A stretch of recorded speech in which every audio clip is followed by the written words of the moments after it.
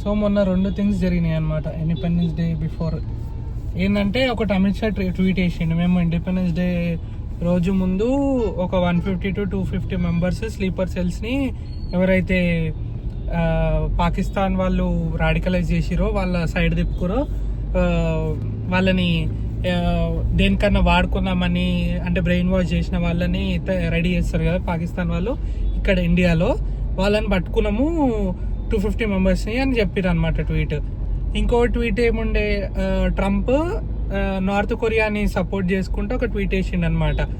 అయితే అట్లా ట్రంప్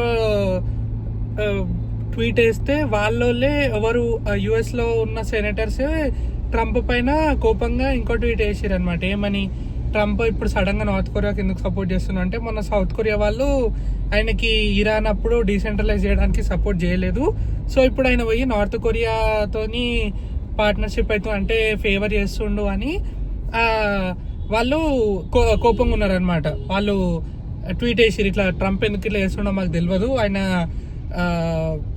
తీసుకున్న యాక్షన్స్కి అసలు అవి రీజనబుల్లే కాదు, ఆయనకు అకౌంటబిలిటీ లేదు అని చెప్పి అంటున్నారనమాట. ఎందుకు ఆయన సడన్గా నార్త్ కొరియాకి ఫేవర్ చేస్తుండే, ఎవరికి, కిమ్ జోంగ్ ఉన్కి సారీ చెప్తుండు, థ్యాంక్ యూ చెప్తుండ అనమాట సడన్గా.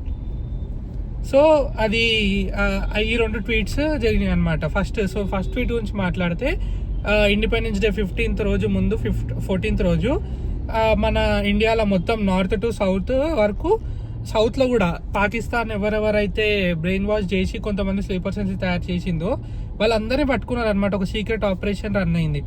ఆ సీక్రెట్ ఆపరేషన్లో ఒక టాస్క్ ఫోర్స్ ఈ స్లీపర్ సెల్స్ ఎవరైతే పాకిస్తాన్ బ్రెయిన్ వాష్ చేసి రెడీ చేసిందో ఏమన్నా చేయడానికి టెర్రరిస్ట్ యాక్టివిటీ ఇట్లా ఇంపార్టెంట్ డేస్ రోజు, ఏది 15th August లాగా చేయడానికి రెడీ అవుతుండేనో వాళ్ళందరినీ ముందు రోజే పట్టుకుంది అనమాట.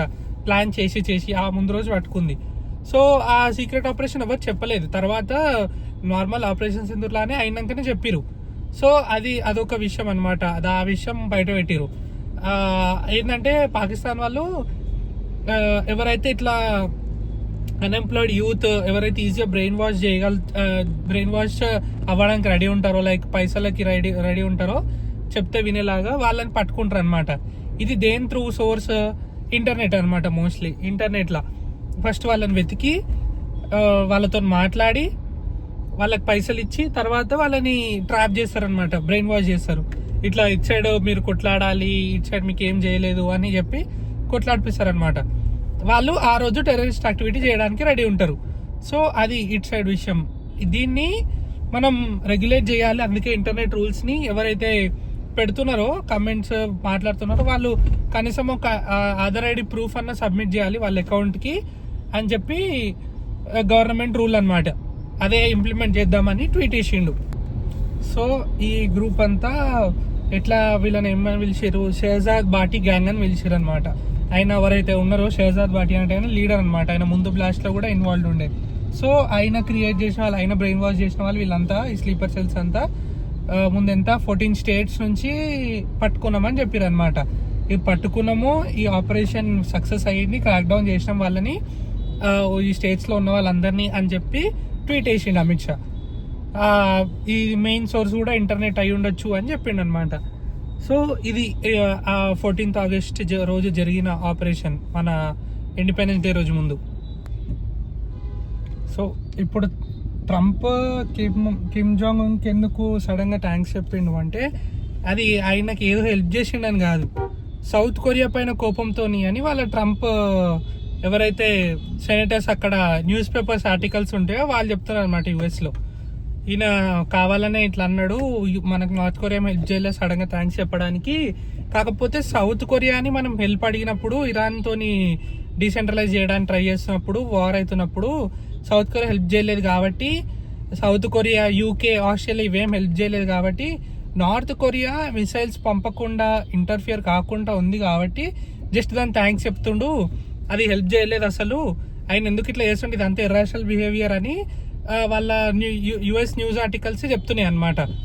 మాకు ట్రంప్ బిహేవియర్ ఏం నచ్చలేదు, ముందు ఇంకేం చేస్తాడో అని మాకు భయం అవుతుంది, ఇట్లయితే బిహేవ్ చేయొద్దు అని చెప్పి వాళ్ళ న్యూస్ పేపర్ ఆర్టికల్స్ రాస్తున్నాయి. అంటే ఆయనకి సౌత్ కొరియా పైన ఎందుకు కోపం ఉంది అని అంటే ఆయన కాలర్ చేసిండు ఎప్పుడు ఇరాన్తో గొడవ అవుతున్నప్పుడు, మీరు హెల్ప్ చేయండి, మీరు అందరు దగ్గరే ఉన్నారు కదా, యూకే, జపాన్, సౌత్ కొరియా వీళ్ళందరినీ ఆస్ట్రేలియాని అడిగిండు. కానీ వాళ్ళందరూ లైట్ తీసుకున్నారు అనమాట, వాళ్ళు ఏం సపోర్ట్ చేయలేదు అసలు. సో ఈ వీళ్ళపైన కోపంతో నార్త్ కొరియా అసలు ఇన్వాల్వ్డే లేదు.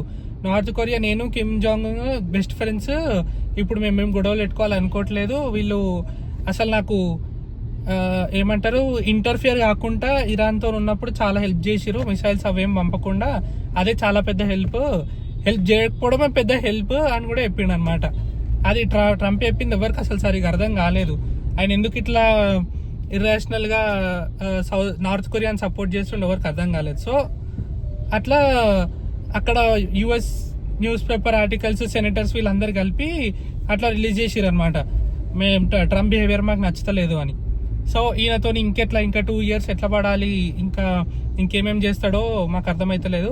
వేరే కంట్రీస్ తోని, జపాన్ తోని, యూకే తోని, ఈ సౌత్ కొరియాతో ఉన్న ప్యాక్ట్స్ అన్ని కూడా ఈయన కరప్ట్ చేస్తాడు, నలిఫై చేస్తాడని భయం అవుతుంది అని చెప్పి వాళ్ళ న్యూస్ పేపర్ ఆర్టికల్స్ రాసిరనమాట. సో ఇది ఆ 2 tweets గురించి మొన్న జరిగింది.